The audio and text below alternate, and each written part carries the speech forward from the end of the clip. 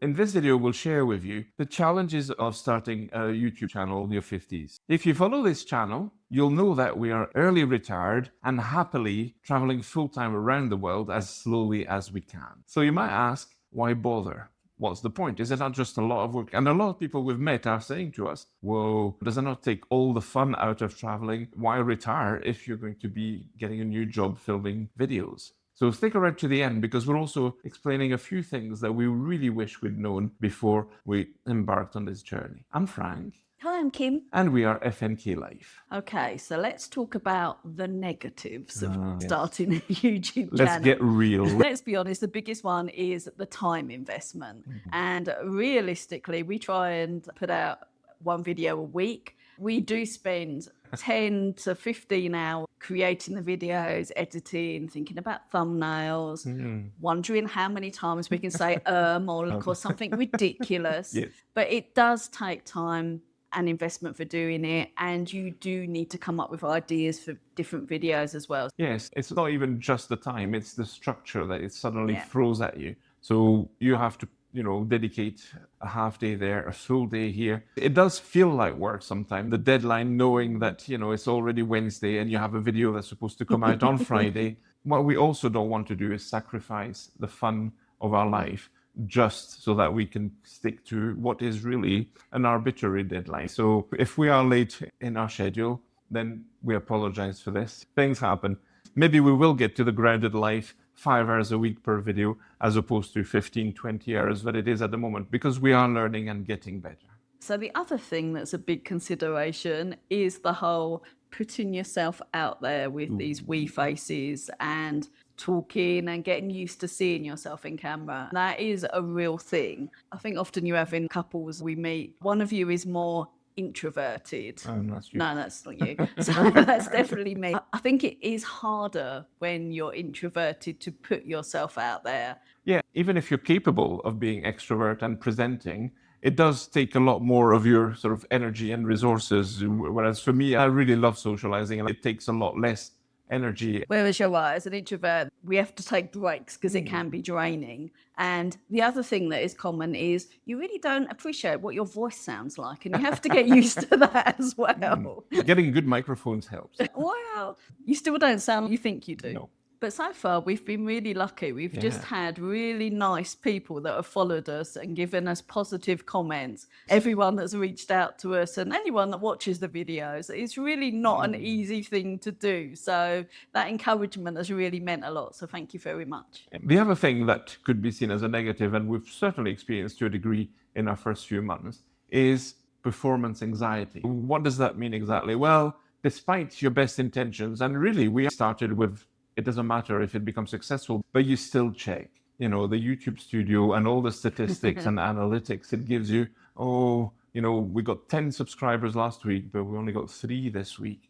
And then you start wondering, was it the thumbnail that was wrong? Did we do something? Or is our topics not interesting? Do I talk too much and Kim not enough?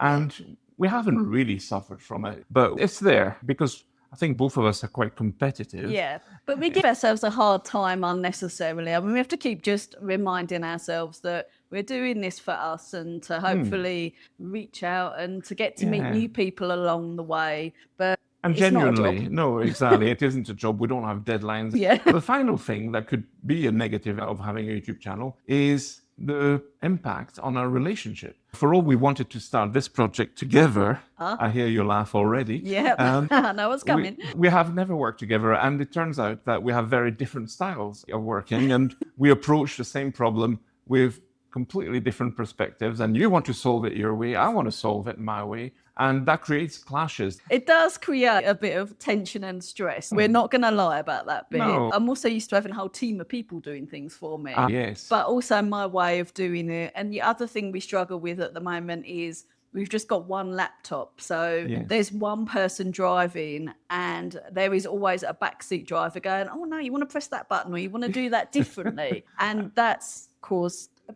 bit of tension. Well, it's called friction, let's call it. Yeah, it's friction. Yeah, and I think you have to remember that Kim has been the boss in charge of teams. So if she wanted something done, she would just assign tasks to everybody and click her fingers. And then occasionally I have to remind Kim that I don't work for you. I'm like, oh, yeah. Yeah. The truth about this is actually it's helping us grow, not just with YouTube, but in our relationship. We understand much better how we work, and all those friction moments. Then there's nothing that can't be solved with a nice margarita or a bottle of bubbly later on. Yes, it might not have helped our drinking.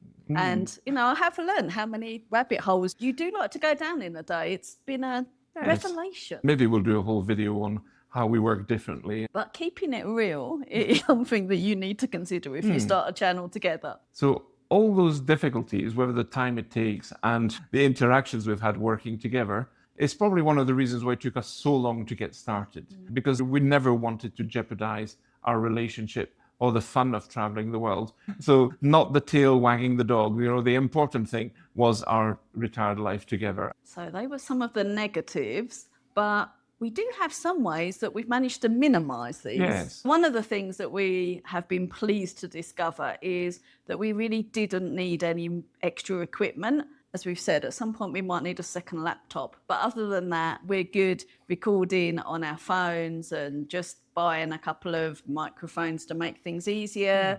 But we haven't needed very much at all, which has enabled us to get going. We have a very minimalist setup, really, that's it.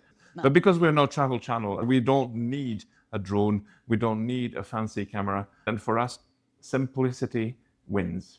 But possibly the biggest factor in the fact that we got started is software, and in particular AI. Now, the moment a software called Descript appeared, which promises simple and AI-assisted editing of videos, this is when we felt that we could actually produce one video a week.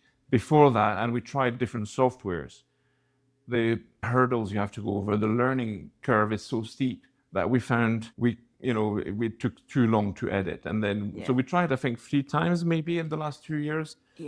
We filmed videos and terrible footage. But by the time we got to editing them, and they were already out of time, and then it was just, no, this takes too much time. It just took forever. And the good thing with Descript is it's just so much more intuitive. You actually see your script of what you've said online, and you can just cross through the bits that are obviously complete rubbish and gobbledygook and all your ums and likes. That just takes it out of the video. But if you've ever used a word processor, AI creates the transcript of your video, and from there you can just delete words. It made it so simple to remove all the wasted time, the repetition, and then simplify your video. It also does automatic AI sound improvement to create more studio sound. It's very easy to add photos, B-roll, titles. Yeah, and even if you don't want to go through your own script, you can actually just instruct it and say, can you get rid of all the hesitations and the repetitions and lots of other things? And all the awkward silences. Yeah, it'll go there and just get rid of all of that for you. So for both of us, that made such a difference. And then I think in your previous life of creating leaflets, you'd used Canva before? I hadn't used Canva. I had used proper,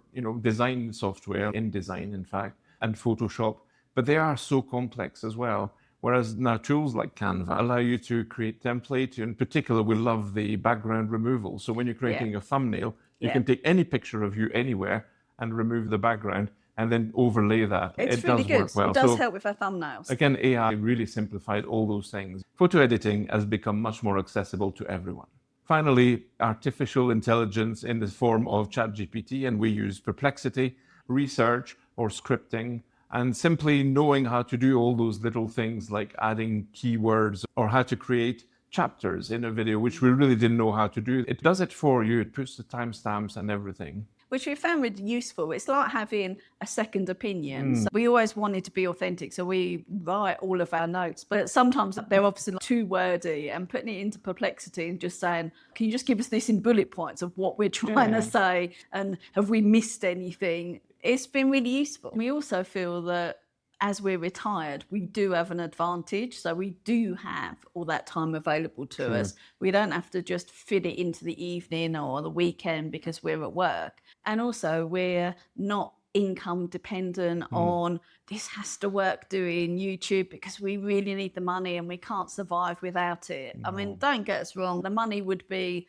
the cherry on top. It's always nice to have a bit extra coming in, but that isn't our motivation for doing this. We did want to just be as authentic as possible and just share the journey that we're on. Yes, I mean, it would be terrible for us if we had to rely on YouTube income to continue traveling. And this is not the case. So it puts us under a lot less pressure, both to produce a video or two every week. But if it becomes too hard, we can just stop and continue our happy life. So the other way we minimize all those potential issues is that it's a mindset shift. First of all, we live this life every day. That's what keeps us really authentic. But also, we don't have to squeeze everything into an evening preparation because we talk about it during our walks in a park and wherever we are. The real mindset shift for us was that this is not work and there is no deadline. We don't have to chase a specific viral topic that will get us successful. We can just share everything we do as it happens. Maybe it's an important lesson we've just learned, so we should share that. And that seems to work as well, because one of our most popular videos is the 6 lessons we learned. So we want to continue sharing this as authentically as we can, but keeping it simple. So it's more like we're doing here. It's a fireside, chat. Mm-hmm. And we're chatting with you. Having met our now subscribers or YouTubers we follow as well, it feels like we're talking to them directly sometimes. And it does make everything easier when we're filming. One of the things that also made life easier for us, and in fairness, we've only managed this once so far, in 4 months, it's not bad, is batch filming and batch editing. So we knew, for example, that we were traveling out of Asia in January, we would have little time. Also Christmas, New Year, we had friends visiting, so that would really keep us busy.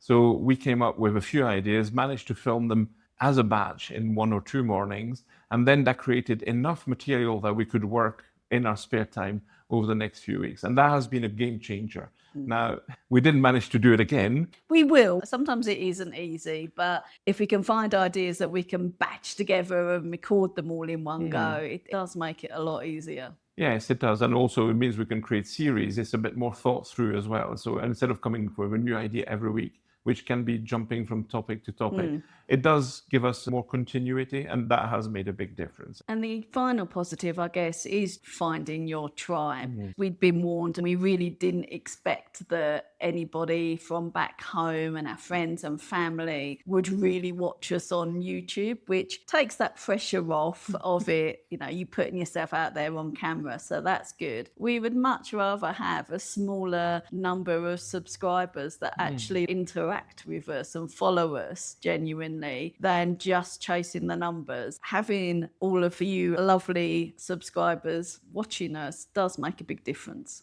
So what do we wish we'd known 3 years ago, 2 years ago, or even last year? The first thing is it's much easier to start filming and to post videos when you're living the life. One of the ambitions we had was to have some sort of journal of our life. We realized quickly that things fade, and already I'm struggling to remember what we did 2 years ago, where we were even. And if we had started our YouTube channel then, we would have that record already, and we would have shared all those thoughts and destinations. Recently, we got somebody asking, could you tell us all the countries you've been? And it would have been much better if we'd done it live as we were traveling, rather than trying to do a retrospective. So if you're thinking about it, don't hesitate, because you will find that a year down, you will wish you had started. And we certainly regret that a little bit, even though we had good reasons not to start. Yeah, but also it keeps us more intentional in our travel life. We take notice of small things, and we think, we should talk about that, the fab restaurants we've been to or the discoveries we've made. We just have more awareness of what we're doing, which is a good thing. Yes, it has given us a completely new perspective on our own life, because if you think that somebody will be watching your thoughts about it or your destinations,